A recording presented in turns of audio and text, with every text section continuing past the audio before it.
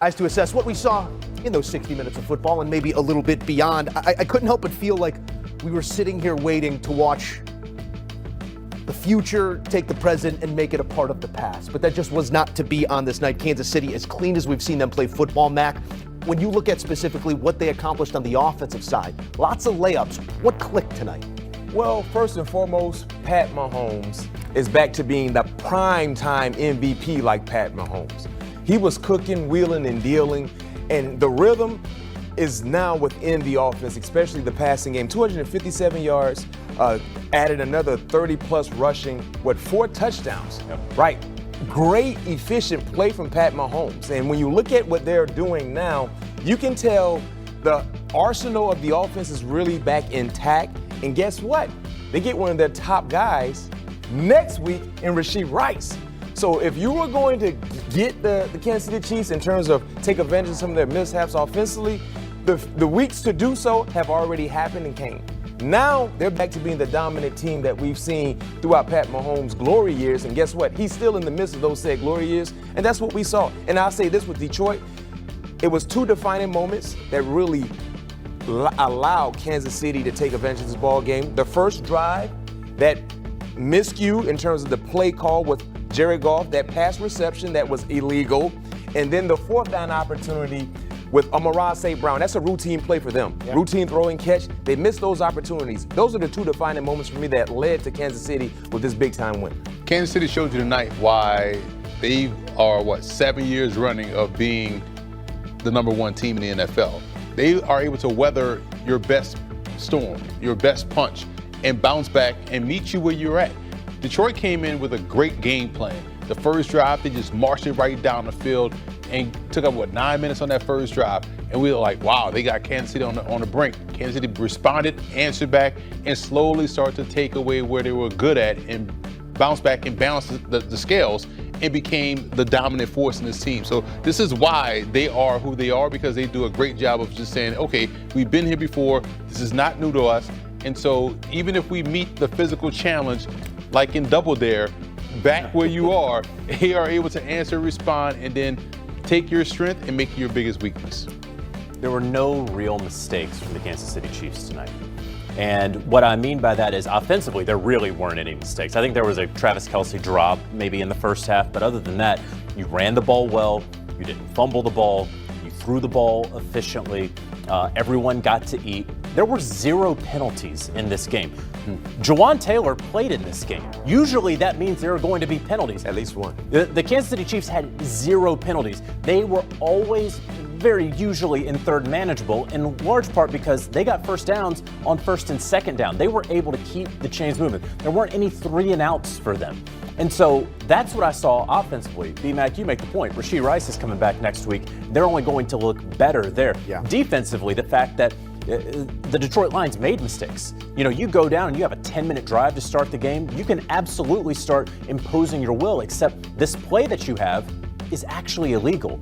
And the Detroit Lions should know that. You should know if you were sending your quarterback in motion, that he has to stop and set himself and reset himself. The fact that you don't know that on a trick play, it brought back 2 years ago, the Dan Skipper, the whole, when they were trying reporting, not reporting. And they knew what they were doing, and they didn't get away with it. Again, you're going to try stuff like that. You better know that you can do it. You know what I love from 4th and goal at the 1? Jahmyr Gibbs, that's Penei Sewell, find his number. That was not what they went with there. This was a game that, from that moment, was controlled by the Kansas City Chiefs, largely outscoring them on the way home. We mentioned it, Rice coming back at this point in the schedule. For Kansas City, JJ, it's Vegas, it's Washington, then a big one with Buffalo at Buffalo on CBS. What does a win like this, at this point of the season, do for what's been the stalwart, as Emery said, in the AFC? Yeah, I mean, obviously you get back to even, right? Now you're 3-3. You've washed the taste of that terrible loss in Jacksonville out of your mouth. You have a Raiders team that you should be able to beat. We'll figure out what the Commanders are the more we watch them.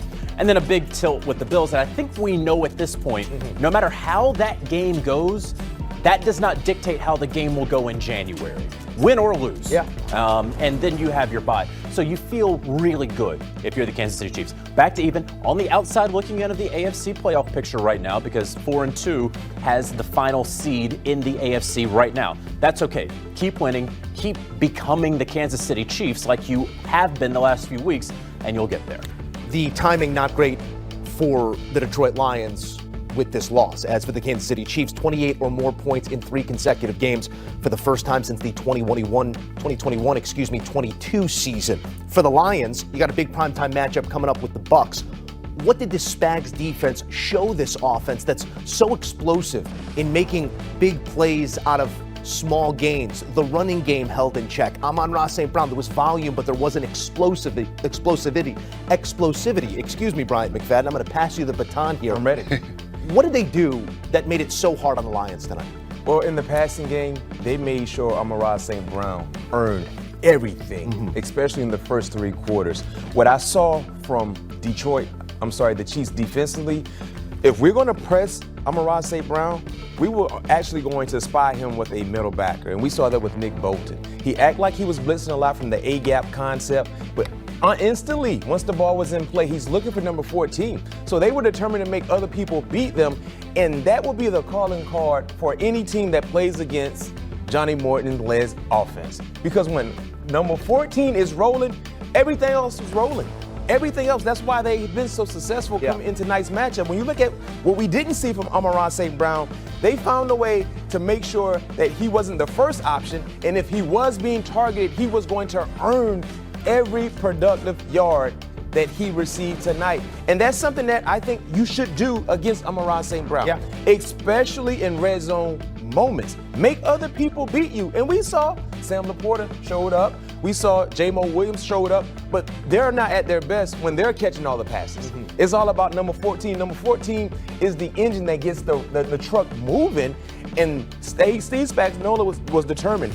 14 won't beat us. If they beat us in the passing game, somebody else will have to, and clearly Detroit was not ready for that type of game plan, but that's the Pandora's box. Yeah. Whenever someone puts it out there, be prepared to see week in and week out. 9 receptions for 45 yards for Amon-Ra St. Brown. 45 yards. You can catch it, but you're going to catch it right there, and you're going to stay right there. Emery, we know this offense likes to run to set up the pass. That is the ethos behind all that they do, and this is a two-headed monster that's hard to stop. When one guy's got it going, maybe you limit the other. When the other's got it going, you take the other down. Neither really found their flow tonight. What'd you make of the run game for the Detroit Lions? Chris Jones made life a living hell for the Detroit Lions offensively. He whipped the center a couple of times, beat them to the point of attack, got over in the backfield, and then made things difficult for the running back. I'll tell you this, the worst thing you can see as a running back is a different color jersey as the quarterback's turning around to hand you the football. That means it's not about to be a good play. And when you saw some success from the backfield of Detroit, it was in the passing game. And so that just kind of was locked in with what they were doing defensively. It's like, hey, we're going to make them one-dimensional. They took away the run game. Early in the game, we saw a lot of tough yards from Jahmyr Gibbs, and we saw Montgomery getting there. But then after a while, they could not move KC off the spot. And when that happens, now you say, okay, how can we get these guys the ball and be productive in space? They try to do it in the passing game, but to your guys' point, a lot of good tackling, one-on-one in space. They did a great job keeping their eyes on their luggage. They communicated really well. We watch games all the time and always talk about how they can't communicate. How could you not pass that off to the next guy? KC did a great job with that. That means, to your point, Joe, about whenever Amon-Ra St. Brown caught the football, that's where he stopped. It was dead ball right there. So great communication, but it started up front. I thought this was a fantastic game from this defensive line of Kansas City because they blew up the run game for Detroit. Many of the core tenets that have, for the better part of a decade, made this the team to beat in the AFC. Not there just yet, but climbing back to it, and even 500 now, Kansas City. And